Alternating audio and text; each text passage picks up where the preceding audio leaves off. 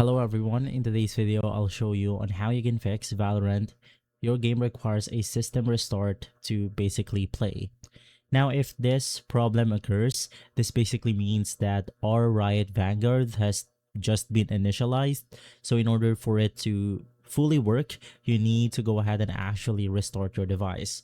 Now if not, this will keep or Valorant from not being open. So all you have to do is to go ahead and listen and read to the message of the error. You have to restart your system in order to go ahead and play Valorant. In some other cases, you have to restart it multiple times. In my case, I've reset it at least 3 times before I actually go ahead and get the play button on my Riot client right here. So just make sure that you restart it for a couple of times, and from there you should be good to go. If this video has been helpful, leave a like, subscribe, and follow us for more videos like this. Thanks for watching.